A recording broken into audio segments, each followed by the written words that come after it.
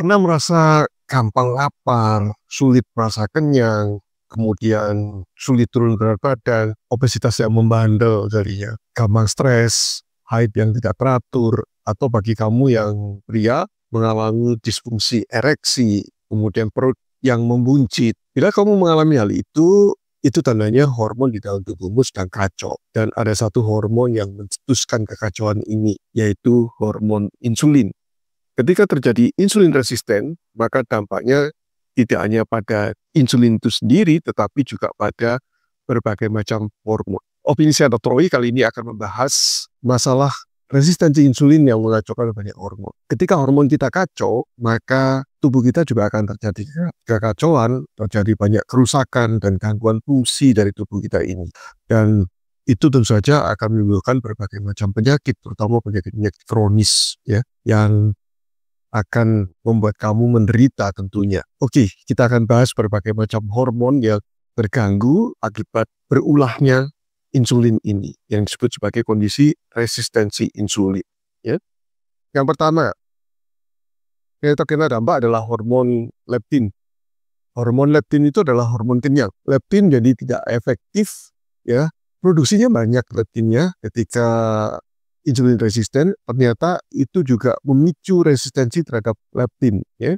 Leptin itu adalah hormon kenyang. Ketika terjadi resisten, maka yang seharusnya memberikan rasa kenyang justru sebaliknya, tidak membuat rasa kenyang dan cepat lapar jadinya. Nah, itu hormon leptin. Kemudian yang kedua yang terkena dampak adalah hormon kortisol atau hormon stres. Nah, ketika terjadi resistensi insulin, kortisol akan meningkat, membuat seseorang itu menjadi mudah stres, gangguan tidur, dan penumpukan lemak di bagian tengah, yaitu di perut. Karena itu perut menjadi buncit. Nah, kemudian hormon berikutnya yang terkena adalah adiponektin. Apa itu? Hormon yang antiinflamasi. Adiponektin ini dikeluarkan oleh jaringan lemak. Tetapi ketika terjadi obesitas justru produksinya menurun, menyebabkan peradangan dan resisten insulin akan makin parah dan meningkatkan resiko penyakit jantung. Nah, karena itu ketika orang obesitas, ya, yang dipicu dengan insulin resisten, itu resiko penyakit jantungnya juga sangat tinggi kan. Kemudian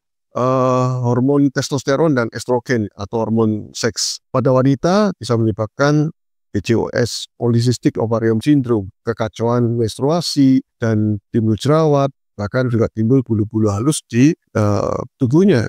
Bisa timbul kumis-kumis halus jadinya, ya, karena kekacauan dari hormon wanita, yaitu hormon estrogen. Tetapi pada pria, insulin resisten justru menurunkan testosteron, meningkatkan resiko disfungsi ereksi, dan terjadi penumpukan lemak tubuh, ya, makin menggemuk pria tersebut. Lalu hormon berikutnya adalah inkretin, ya, itu adalah hormon pengatur gula darah, dan ini tentu saja tidak bekerja secara optimal, yang mengakibatkan terjadi lonjakan gula darah setelah makan. Ya. Gula darah setelah makan itu 120 sampai 140, tapi ketika inkretin ini terganggu karena insulin, ya, maka gula darah akan cepat naik dan juga meningkatkan rasa lapar. Kemudian hormon yang lain, nah ini justru dipicu, yaitu hormon grelin, hormon lapar.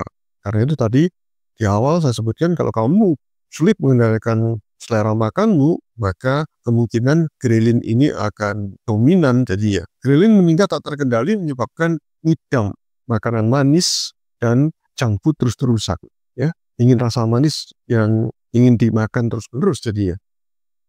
Lalu hormon yang lain adalah hormon tiroid. Ya, di sini hormon tiroid ini ketika resistensi insulin ini, maka insulin akan menurunkan hormon tiroid yang aktif, menyebabkan metabolisme melambat, dan melambat ini akhirnya pembakaran lemak juga akan menurun, dampaknya orang menjadi lebih obesitas, kelelahan, kesulitan menurunkan berat badan yang saya sebutkan tadi itu, dan bisa juga meningkatkan hipotiroidisme dan juga peradangan tiroid yang disebut sebagai penyakit Hashimoto. Ya. Lalu hormon terakhir yang terganggu, dan ini sangat penting juga, ya, aldosteron. Aldosteron itu adalah hormon pengatur tekanan darah dan keseimbangan cairan. Nah, ketika terjadi resistensi insulin, maka aldosteron ini ditingkatkan, justru produksinya meningkat. Ketika meningkat ini menyebabkan retensi garam. Garamnya tidak dibuang, kita itu setiap hari sebenarnya membuang cairan atau air melalui urin dan juga garam melalui urin juga. Ketika aldosteron ini terpicu, aktif, maka retensi cairan dan retensi garam juga akan terjadi, dihambat, tidak boleh dikeluarkan. Dampaknya garam itu akan tersimpan di dalam air, ya, di dalam pembuluh darah, dan mengakibatkan tekanan darah meningkat, kaki menjadi bengkak, dan tentu saja resiko hipertensi. Apakah karena makan garam yang banyak menyebabkan hipertensi? Bukan, tetapi karena aldosteron yang dipicu oleh insulin. Insulin resisten. Nah, itu hormon-hormon yang terganggu mengakibatkan kekacauan di dalam tubuh kita ini jadinya. Dan risiko penyakit-penyakit kronis akan muncul, darah tinggi, kencing manis, kemudian penyakit jantung, penyakit ginjal, penyakit stroke, ya, autoimun, dan juga bahkan kanker. Ya. Itu bisa terpicu dengan resistensi insulin dan berhubungan dengan kacaunya hormon-hormon di dalam tubuh kita. Sekali lagi, pemicunya adalah insulin, yang keroknya insulin. Lalu bagaimana mengatasi insulin resisten itu? Ya, caranya dengan melakukan ketofastosis lifestyle. Ada 5 pilar yang dilakukan. Yang pertama adalah melakukan intermittent fasting, puasa berjangka. Ya. Yang kedua adalah diet rendah karbohidrat serendah-rendahnya atau yang disebut sebagai diet keto. Lalu yang ketiga adalah dengan melakukan olahraga secara teratur 3-4 kali seminggu. Dan yang keempat adalah tidur cukup 6-8 jam per malamnya. Dan yang kelima terakhir adalah manajemen stres. 5 hal ini akan mengatur atau memperbaiki resistensi insulin yang kamu derita. Ya. Dan dampaknya kacau kan hormon-hormon tadi. Kekacauan hormon akan mengacaukan hidupmu, akan mengacaukan tubuhmu. Karena itu lakukan 5 pilar ketofastosis namanya. Ya. Dengan demikian kamu bisa mengatasi berbagai macam kekacauan di dalam tubuhmu, ya, yang dipicu oleh insulin. Demikian informasi yang saya berikan. Semoga informasi ini bermanfaat bagi Anda.